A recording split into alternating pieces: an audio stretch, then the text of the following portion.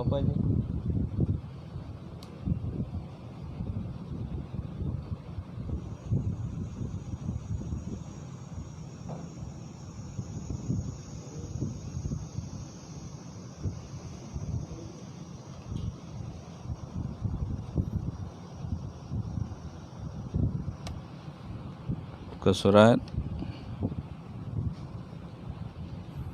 Muka surat 62 ke? 62 eh?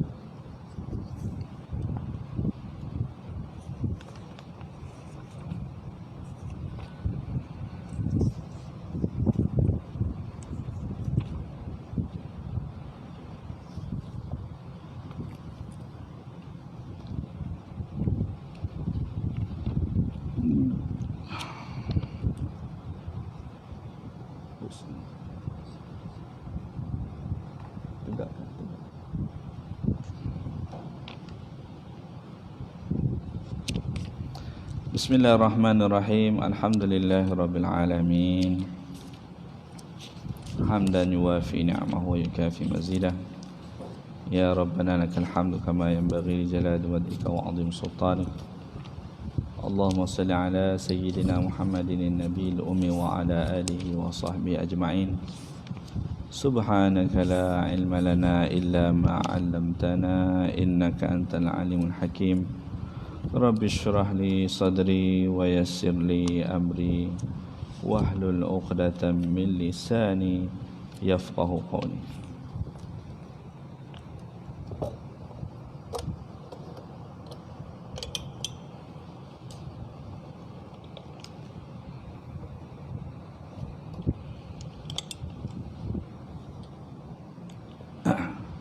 Baik, kita sambung tajuk pelajaran pada pagi ini kan. Jadi SOP hanya 30 minit sahaja. Jadi Ustaz berharap jangan lari ya. Apa khabar semua ahli jemaah ya? Alhamdulillah.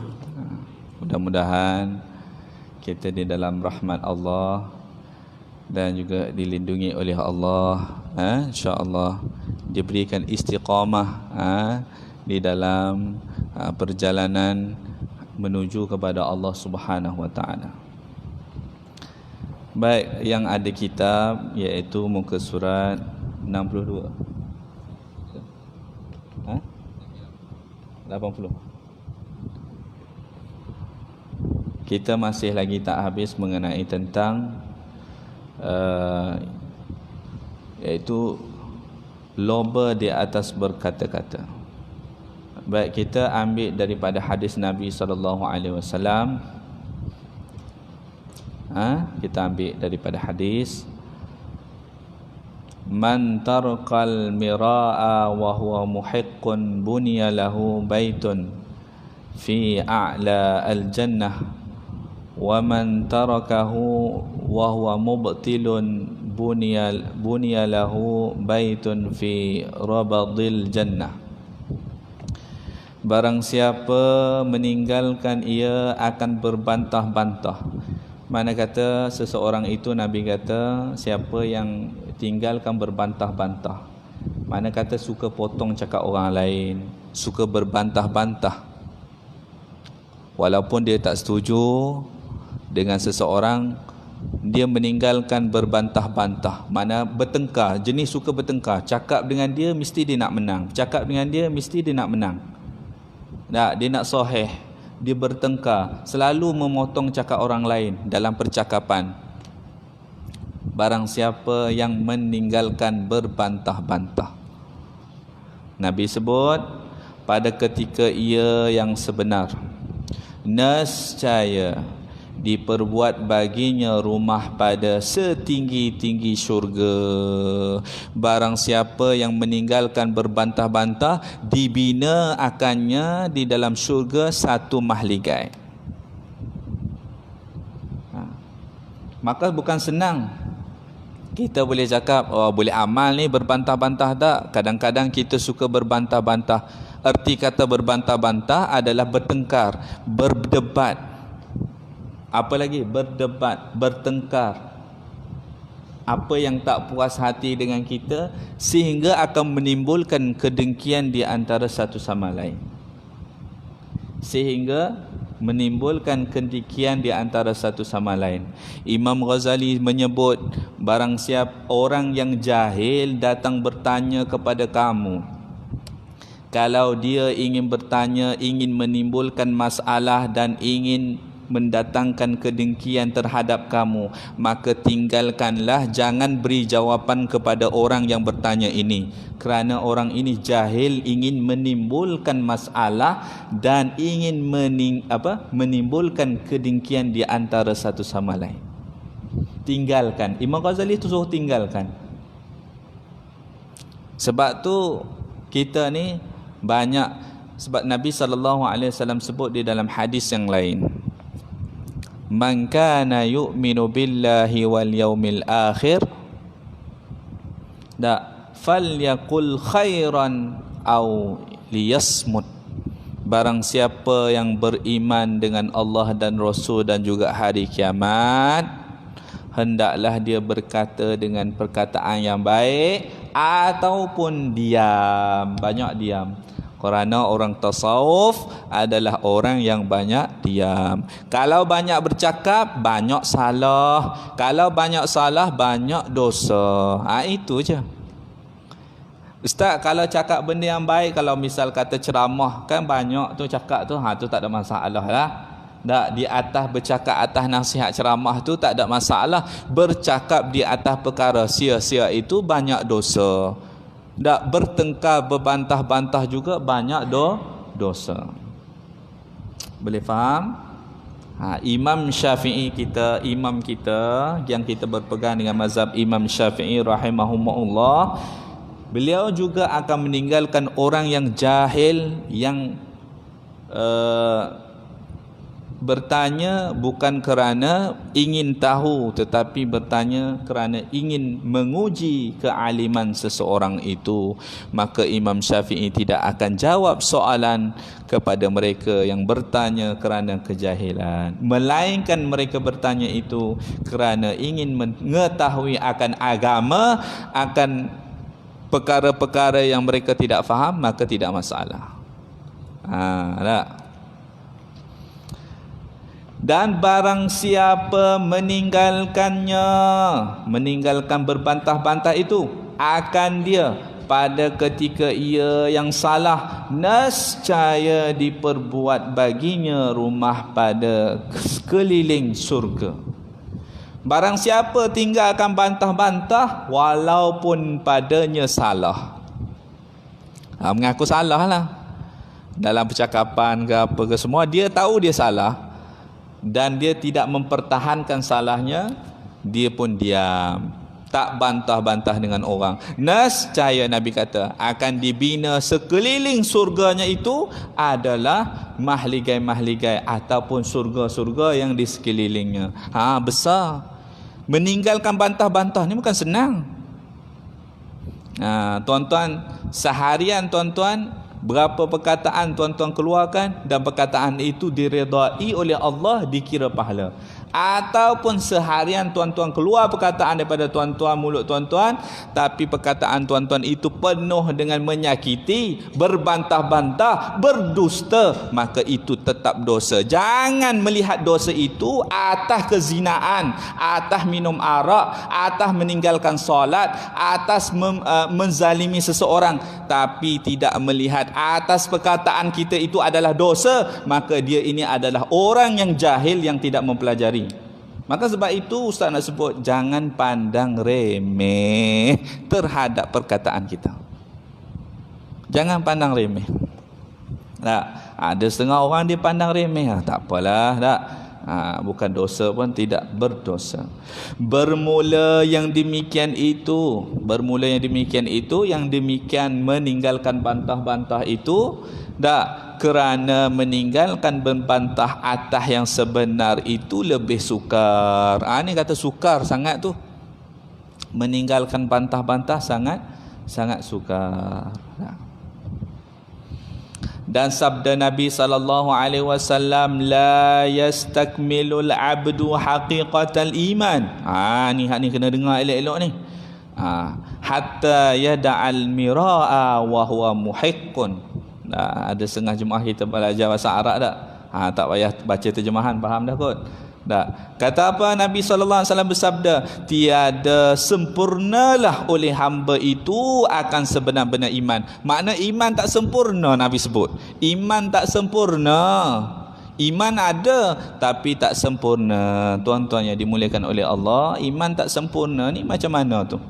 Seperti erti kata kereta tu ada tapi tak sempurna. Anda nak beli ke? Tak nak beli. Berani bawa pergi jalan jauh kalau tak sempurna? Tak berani. Tayarnya pancit, minyak hitamnya tak tukar, air pun tak letak lagi, air pun kurang. Macam-macam kereta ni. Berani ke bawa pergi jalan jauh-jauh? Ada masalah tayar dan sebagainya, tak berani, tak boleh pergi jauh. Maka iman seseorang itu tidak sempurna. Kerana apa? Nabi sebut lagi, belum habis lagi. Sehingga hatta yada'al mira'ah, sehingga meninggalkan ia akan berbantah-bantah pada ketika ia benar. Walaupun pihak dia benar, bercakap dengan orang dia benar, tapi dia tak mau kalau bahasa Kelantan lah, tak mau berbalah. Tak mau berbalah, erti kata tak mau bergaduh. Tak mau bergaduh itu tak mau bertengkar. Senyap, walaupun dia betul, tak apalah, ambil kamu lah. Mu nak menang kan, ambil lah. Aku tak apalah. Kamu menang, aku betul, tak apalah. Dia pun kata tak, aku menang, aku betul. Ikutlah, lantak lah.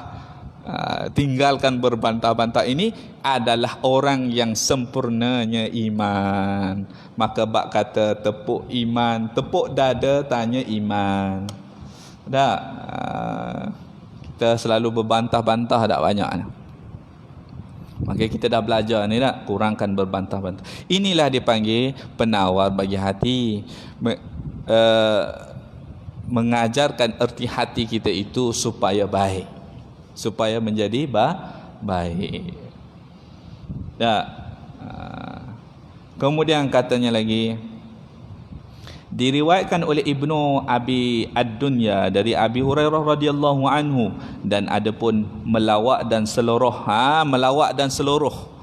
Riwayat daripada Ibnu Abi Ad-Dunya kata, kalau melawak macam mana? Lawak, cakap melawak dan seluruh.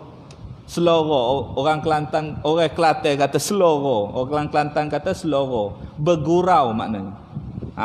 Lagu mana? Maka berlebih-lebihan padanya. Pada mana? Pada melawak dan seluruh itu, membanyakkan ia akan tertawa-tawa. Bila kata kita banyak bergurau, banyak melawak, maka banyak ketawa. Ketawa tu banyak. Maka dia ada lagi, akan tertawa-tawa dan akan mematilah ia akan hati. Kalau orang yang suka melawak, orang suka seloroh, buat kelakar selalu, sukalah gelak. Bila gelak sangat, hati boleh mati. Gelak sekadar lah, jangan sampai gelak sampai terguling-guling. Itu berdoa tu, sampai keluar air mata bergelaknya.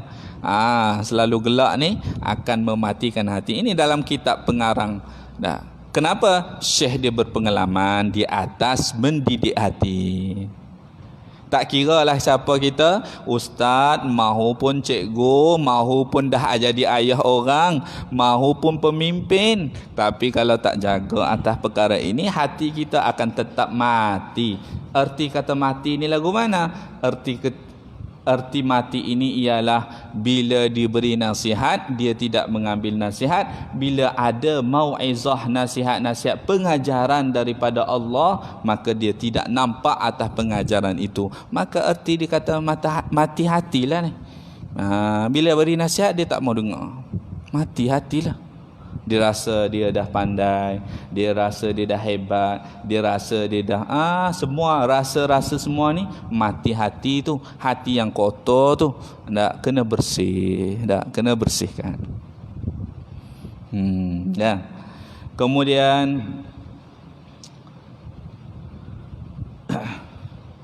dan menyebabkan kalau kita melawak dan selawat itu banyak, selalu melawak, dan menyebabkan ia akan dendam dan menghilang akan keadaan ditakuti. Sesungguhnya telah sabda Nabi SAW, la tumari akhaka wa la tumazihhu, dan jangan membantahi engkau akan saudara engkau, dan jangan engkau melawak dan berseloroh dengan dia.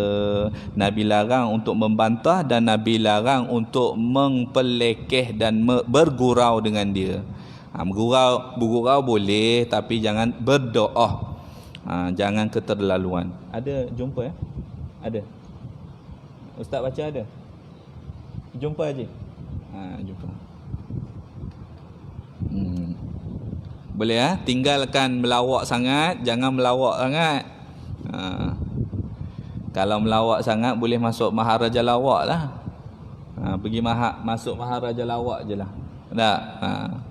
Dan jangan membantah-bantah je, senyap je. Kalau orang begitu adalah orang jahil dan kita tinggalkannya, tak perlu kita berbahas banyak dengan mereka.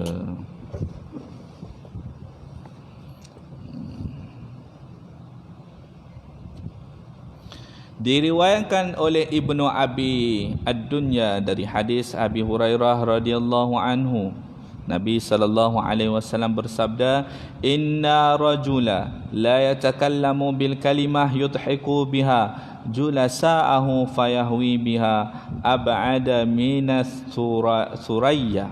Barang siapa bahawasanya seseorang lelaki sesungguhnya berkata-kata ia dengan satu perkataan yang menjadikan ia dengan dia tertawa-tawa sekalian yang duduk sertanya, maka jatuhlah ia dengan sebabnya lebih jauh dari bintang ketika itu. Makna kata, orang yang hak jenis suka melawak sehingga suka bercakap-cakap sehingga sekelilingnya suka tertawa-tawa, maka sesungguhnya dia itu lebih seperti bintang yang jatuh daripada langit. Arti kata, mana katanya teruklah. Tak, Nabi larang. Ketahui olehmu bahawasanya sedikit daripada melawak, iaitu berseloroh dengan perkataan atau perbuatan pada setengah masa tiada dilarang akan dia, bahkan adalah ia harus istimewa serta kanak-kanak dan perempuan, kerana membaikkan akan hati mereka itu. Sesungguhnya diceritakan akan yang demikian itu daripada Rasulullah sallallahu alaihi wasallam. Kalau kita berseloroh dengan anak kita lain, berseloroh melawak dengan budak-budak lain, itu mengajarkan emosi budak-budak. Kita melawak dengan anak kecil kita, kita bagi dia happy. Budak ni kita tak boleh emosional bagi dia marah. Maksudnya budak lagi kita tak diajarkan untuk kita marah sentiasa. Itu cara mendidik anak. Dalam kitab menyebut apa? Umur di antara 1 tahun sampai 7 tahun jadilahkan kamu anak kamu seperti raja. Arti kata apa? Apa yang kehendak dia nak bagi. Masa tu dia kecil lagi. Layan dia seperti raja. Begitu. Jadi kalau kita nak melawak dengan anak kita, berseloroh dengan anak kita, itu tak ada masalah lah. Itu mengajarkan dia supaya dia cerdik dan sebagainya. Tak bolehlah selalu mengherdik anak kita, tidak pada tempatnya. Jangan marah pada tempatnya. Kesian anak kita tu. Itu tak ada masalah. Diharuskan kita berlawak, kita buat lawak dengan anak kita, dan anak kita pun ketawa budak lain. Jangan pula orang tak buat lawak dia ketawa. Orang tak buat lawak dia ketawa. Ini lain macam dah. Minta maaf lah ya. Kalau orang tak buat lawak dia ketawa, kalau orang melawak dia tak ketawa, ini dah lain dah. Boleh cek. Nabi SAW siap bersabda lagi, inni la amzahu wa la aqulu illa haqqan, bahwasanya aku ni melawak, aku ni suka bergurau dan tiada berkata aku melainkan akan yang benar. Nabi pun suka melawak dan tidak aku berkata melainkan benar. Pernah sekali Nabi SAW bergurau satu orang makcik tua. Nabi kata dalam syurga tidak ada orang tua-tua. Dalam syurga tak ada orang tua. Makcik tu pun menangis. Makcik tu menangislah, dia dah tua dah. Dalam syurga tak ada orang tua. Dia tak masuk syurga lah maknanya.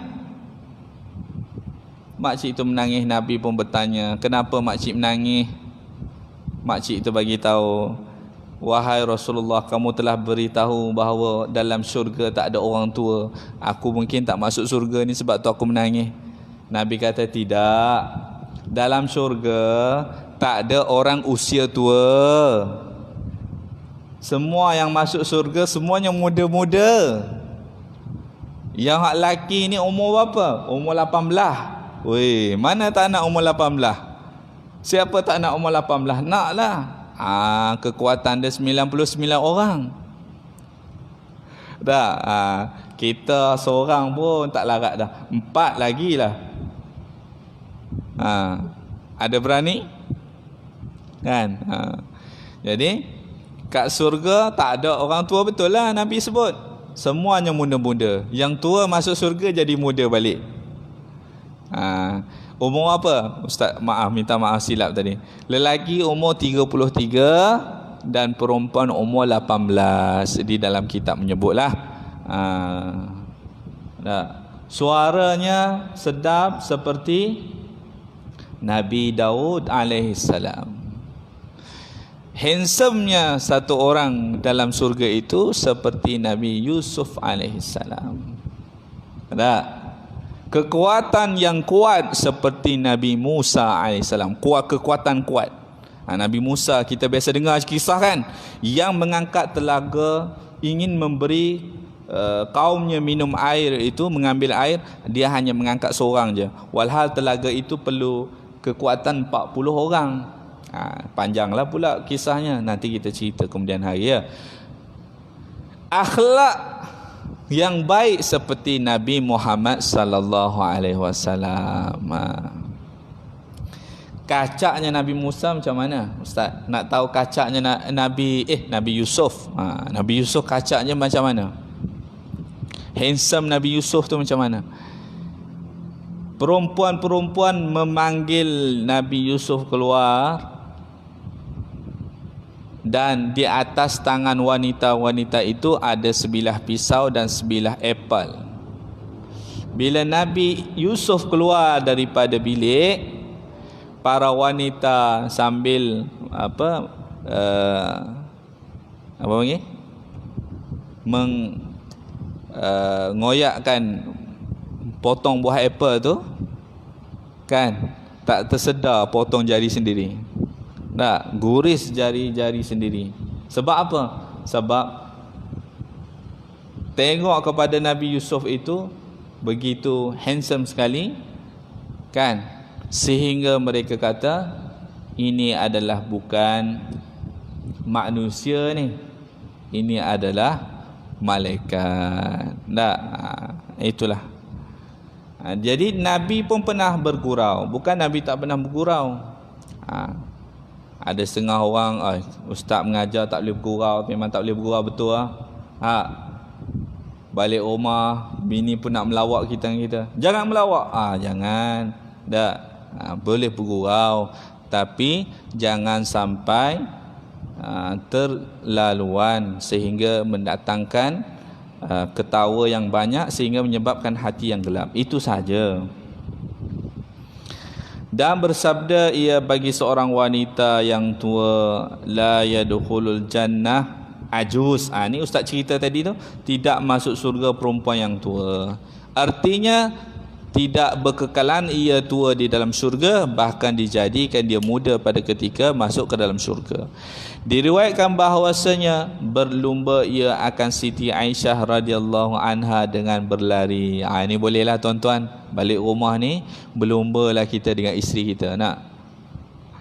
Nabi berlumba dengan Siti Aisyah ni, romantiknya, masya-Allah. Ustaz, nak berlumba macam mana? Umur kami dah 80 70 ni, kalau lumba ni patah pinggang Ustaz. Lari anak-anak lah. Lari anak-anak. Kan? Dan bersabda ia bagi seorang kanak-kanak, Ya Aba Umairu, ma fa'alan nughairu. Hai bapa Umair, apa memperbuat oleh anak burung ciak. Maknanya Nabi SAW pun bergurau dengan isteri dan juga anak-anak. Diriwayat oleh Asy-Syaikhan adalah budak itu bermain ia dengan burung ciak. Ni cerita tadi tu. Dan bersabda ia bagi Suhaib radhiyallahu anhu pada ketika makan tamar oleh Suhaib radhiyallahu anhu, ataqulu at-tamra wa anta ramid. Nabi bergurau, adakah patut engkau makan tamar pada ketika engkau sakit mata? Itulah antara perkataan Nabi bergurau dengan sahabat, bergurau dengan anak-anak, bergurau dengan isteri. Itulah kehidupan Nabi SAW. Jangan ingat kehidupan Nabi ni kalau kita baca secara semua strong je, semua bengis je, semua serius. Tak. Nabi ketika tempat mana Nabi serius, Nabi serius.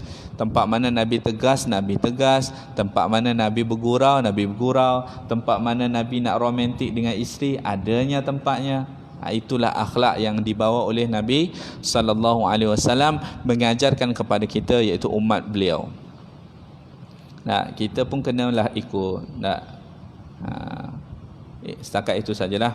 Wallahu ta'ala alam. Kemudian kata, diriwayatkan oleh Ibnu Majah dan Al-Hakim.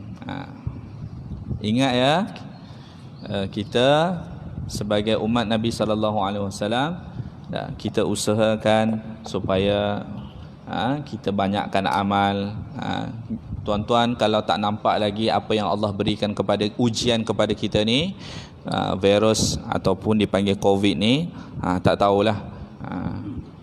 Kerana Allah datangkan ujian sebegini supaya kita menyedar. Yang tak suka datang masjid, baru dia rasa. Yang mana yang tak dengar kuliah dan sebagainya, itu pengajaran kita. Baru-baru ni Ustaz pergi Kemoja, ada bawa wakaf telaga PAM daripada jemaah Jasin dan juga jemaah Nyalas dan juga jemaah Sahan. Jadi Ustaz terkandaslah kat sana, lebih kurang dalam 2 bulan lebih. 2 bulan lebih. Alhamdulillah, hari kedua Ramadan Ustaz dapat balik. Hari kedua Ramadan Ustaz dapat balik, kena kuarantin lah dekat Melaka, dekat hotel kat Melaka selama 14 hari. Ustaz nak sebut di sini bahawa Allah Ta'ala ujikan kita ini, kita kena sedar. Jangan tak sedar. Kalau umat Islam sebelah Kemoja ni, kebanyakan mereka lari masuk dalam hutan, bawa beg, bawa makanan, lari masuk ke dalam hutan. Kenapa Ustaz? Kenapa tu? Sebab berdasarkan hadis Nabi SAW, mereka takut dan mereka insaf. Berdasarkan hadis Nabi SAW, sekiranya Dajjal datang, Dajjal tidak akan memasuki kampung-kampung, tetapi Dajjal akan memasuki bandar-bandar. Berdasarkan hadis inilah orang Islam kita, saudara kita Islam di Kemoja, mereka ramai lari masuk ke dalam hutan dan bina rumah di dalam hutan, makan, minum apa semua kat hutan. Ni depan mata Ustaz sendiri nampak. Ada yang mengajak Ustaz pergi pun ada. Tapi diri ini berkata bahawasanya belum sampai masa lagi. Tapi ingat, itulah tanda-tandanya akhir zaman. Tuan-tuan kalau baca hadis akhir zaman, sebelum datangnya Dajjal, Allah datangkan wabak, satu wabak, tapi tak disebutkan wabak apa. Ni wabak lah, COVID ni wabak lah ni, penyakit wabak yang bahaya. Kan? Sebab itu supaya kita apa? Dan juga hikmah COVID ni ada, bukan tak ada. Nanti Ustaz cakap. Kita pertama, kita kena sedar bahawasanya kita duduk di akhir zaman. Itu yang pertama. Penghujung dah ni. Tak nak lagi ke nak beramal? Tak nak dekat lagi ke dengan Allah? Tak nak dekat lagi ke dengan Rasul? Nak dekat dah ni. Penghujung dah. Hikmah COVID juga yang tak pernah jadi imam kat rumah, dapatlah jadi imam. Dialah imam, dialah khatib.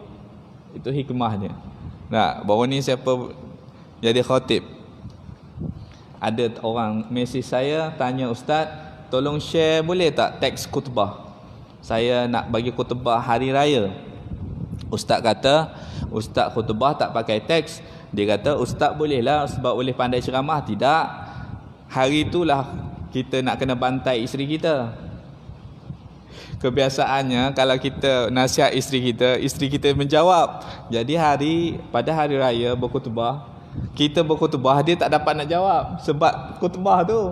Sebab hari itulah kita nak sentuh tentang sifat perangannya, nak tegurnya hari itulah. Dia pun ketawa. Betul lah Ustaz cakap. Hikmah dia banyak. Apa hikmah COVID? Allamana an nusrif ala darariyat wala nusrif ala kamaliyat. COVID-19 mengajarkan kepada kita menginfak, membelanjakan perkara yang keperluan dan bukan membelanjakan perkara yang tidak perlu. Apa lagi?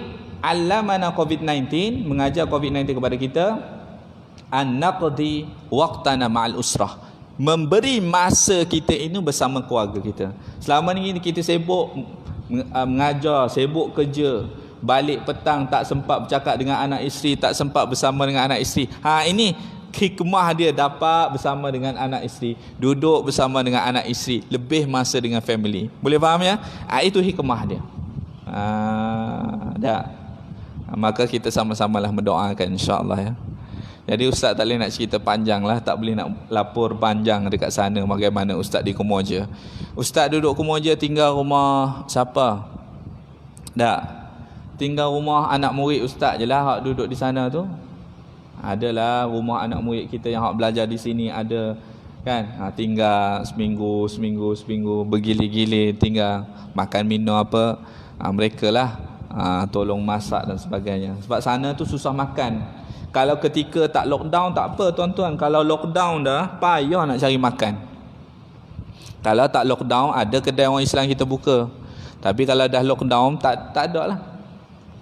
Menggerikan. Saya pergi beli ikan, saya tengok daging khinzir kat tepi-tepi, menggerikan. Tak boleh lah. Akhir sekali saya kena cari tempat lain. Tak boleh percayalah, ayam pun susah nak beli, daging pun susah nak beli, dan juga makannya telur. Itulah ujian daripada Allah mengajar erti kehidupan kita ini dan mendidik hati kita supaya lebih matang dalam menjalani kehidupan ke akhirat nanti. Boleh faham ya? Tuan-tuan ada soalan? Satu soalan ke sebelum kita nak tutup? Haji selalu ada.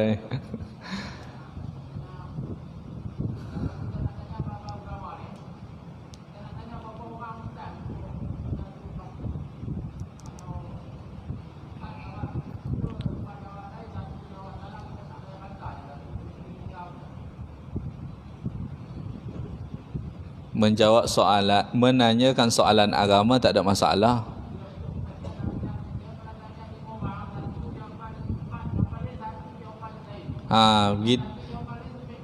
Itulah Ustaz nak beritahu kepada kita ni, bahawasanya kita ni kan kalau dalam mazhab ada 4 contoh. Ni contoh ya, dalam mazhab kita ada 4. Kadang-kadang pandangan boleh, kadang-kadang pandangan ada yang tak boleh. Ini contoh ya. Maka jawapan seseorang ustaz itu tidak semestinya sama. Yang penting apa yang mudah untuk kita beramal. Kalau kita bertanya Ustaz A, contoh dia, senang beramal dengan dia.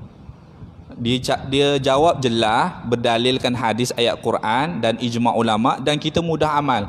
Pakai yang nombor A. Tanya pula nombor B, agak lain sikit, payah sikit nak beramal, keras sikit. Tinggalkan dulu, tapi jangan kata dia tak betul pula dengan hujah dia. Dia adalah tu pegangan dia. Dia ambil dalil dekat mana-mana tu. Seperti baru ni kan, Vera, ada satu video, tonton Vera. Biasa dengar tak? Ada satu orang ustaz cerita. Bukan ustaz nak kata dia salah, bukan ustaz nak cerita dia salah. Dia betul juga pihak dia. Mencabut rumput di atas kubur haram. Mencabut rumput di atas kubur haram. Apa hujah dia, Ustaz? Hujah dia di zaman sahabat dahulu, Nabi biarkan tumbuh-tumbuhan ataupun lepas kebumian Nabi ambil satu pokok, Nabi pacak di kubur. Sahabat tanya, Nabi bagi tahu bahawasanya pokok itu mendoakan ke atas si mayat. Ada setengah ulama, saya tanya ulama yang lain, ulama lain kata bagi pandangan dia makruh sahaja. Ada pandangan ulama mengatakan haram. Ala kulli hal, Ustaz nak bagi contoh bahawasanya bila kita tanya seseorang ulama, dia beri jawapan, maka atas kita lah nak ikut A ataupun B. Tapi kalau perkara itu memang sudah pasti itu haram. Contoh dia, arak, zina ini sudah haram. Tanya ulama A pun begitu juga, ulama B pun begitu juga, ulama C pun begitu juga, ulama D pun begitu juga, maka tak bolehlah kita nak berbantah-bantah lagi. Benda tu benda yang sahih dah. Melainkan benda itu kesamaran. Kesamaran itu tak tahu. Ada yang harus, ada yang haram, ada yang wajib, ada yang makruh. Itu kena kita banding sendirilah. Ala kulli hal, tak bolehlah bantah-bantah dengan ulama. Kita bertanya tu memang kita nak tahu. Kalau tak bersetuju, bagi tahu tak bersetuju. Kita pula bawa dalil. Misal kata ustaz tak setuju dengan pandangan ustaz ni, ustaz bawa dalil ustaz, dia bawa dalil dia. Okey, sama-sama ada dalil. Okey, berbaik. Tak ada berbalah, tak ada nak berdendam, tak ada. Sebab kita ada hujah masing-masing. Kalau orang kata baca Yasin malam Jumaat tak boleh, dia bawa datang hujah dia. Apa hujah dia tak boleh? Ustaz kata boleh. Ustaz ada hujah ustaz. Sama-sama datangkan dalil tadi tu. Maka jangan bergaduh, jangan berdendam. Macam soalan haji tadi, jawapannya adalah kalau kita dah tanya ulama, pandangan A, pandangan B, pandangan C, D, maka atas kita nak ikut yang mana? Tak? Jangan kata ulama ni tak betul, ulama ni tak betul, itu je. Boleh ya? Tak setuju, bagi tahu dalilnya. Kalau tak bagi tahu, maka memang pihak kita lah yang bersalah kerana tidak ada dalil. Wallahu taala a'lam bissawab. Tuan-tuan, ada sedikit ustaz nak umumkan. Pertama, ada siapa-siapa yang ingin buat korban di Kumoja, nanti boleh pesanan dengan ustaz ya. 2,550 seekor lembu. 2,550 seekor lembu di Kumoja. Besar lah. Ada siapa-siapa nak buat korban, sebahagian ke, dua bahagian ke, ataupun seekor, insya-Allah. Dan yang kedua, ustaz nak bagi tahu, baru ni ada dah ustaz hantar dekat imam kita. Ada siapa-siapa yang nak infak. Kat madrasah kita masih lagi tak boleh buka kan. Masih lagi tak boleh buka, dan kita mengajarkan kepada anak-anak Malaysia yang balik rumah ni, kita mengajar online. Kita mengajar secara online. Jadi kalau tuan-tuan muslimin dan muslimat yang berminat untuk wakafkan laptop, dipersilakan. Sama ada nak beli untuk madrasah pun boleh, ataupun beri infak segi wang wakaf. Jadi pengajian tu bolehlah. Dia ada dua pengajian tu, sama ada kalau misal kata ustaz ada emergency ke, ada pergi balik kampung ke, boleh mengajar di atas talian dan jemaah boleh ikuti dengan online sahaja. Aplikasi Zoom ataupun aplikasi Google. Ya. Jadi bantu-bantulah sebarkan ya, insya-Allah. Nanti saya hantar poster dekat Haji Isa, pengurusi kita, insya-Allah. Wabillahi taufiq wal hidayah. Wassalamualaikum warahmatullahi taala wabarakatuh.